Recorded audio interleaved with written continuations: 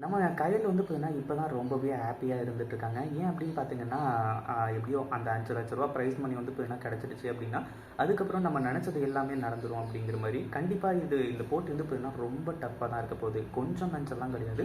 சரியான டஃப்பா இருந்துட்டுருக்கு. கண்டிப்பா வந்து பார்த்தீங்கன்னா, அதில ஜெயிக்கிறது ரொம்பவே கஷ்டம். ஆனாலும் கையால் இதில ஜெயிச்சே ஆகணும் அப்படின்ற ஒரு கட்டாயத்தில இருந்துட்டுருக்காங்க. அதே மாதிரி இப்போ நம்ம மூர்த்தியும் வந்து பார்த்தீங்கன்னா, ஊர்லேருந்து கிளம்பி வந்துட்டாங்க. ஏன்னா வேலை விஷயமா வெளிய போயிருந்தாங்க இல்லையா? அவங்க வந்ததுக்கப்புறமா வந்து பார்த்தீங்கன்னா, இப்போ நடந்த விஷயம் எல்லாமே தெரிய வருது. அதாவது இதுக்கு முன்னாடி வந்து பார்த்தீங்கன்னா, கையில தப்பு தப்பா தன்னோட ஒய்ஃப் தனம் பேசுனது, அது எல்லாமே எப்படி தெரிய வந்துச்சு அப்படின்னு பார்த்தீங்கன்னா, வேற யாரும் கிடையாது. இந்த வடிவு தான் வந்து பார்த்தீங்கன்னா, ஃபோன் பண்ணி நல்லா வந்து பார்த்தீங்கன்னா போட்டு விட்டுருக்காங்க. இப்போ இங்க வந்ததுக்கப்புறமா தனத்துக்கிட்ட சரியான பிரச்சனை பண்றது மட்டும் இல்லாம, "நீ எப்படி வந்து பார்த்தீங்கன்னா என் தங்கச்சி நீ அப்படி நெனச்சு பேசலாம்?"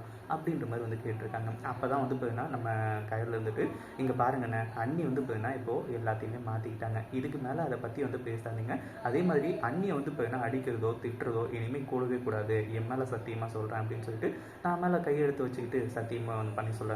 இத பத்தி நீங்க என்ன நெனைக்கிறீங்க? இந்த வீடியோ பிடிச்சிருந்தா லைக் பண்ணுங்க, ஷேர் பண்ணுங்க. இப்ப தான் நம்ம சேனலுக்கு ஃபர்ஸ்ட் டைம் வரீங்க அப்படின்னா, சப்ஸ்கிரைப் பண்ணிக்கோங்க.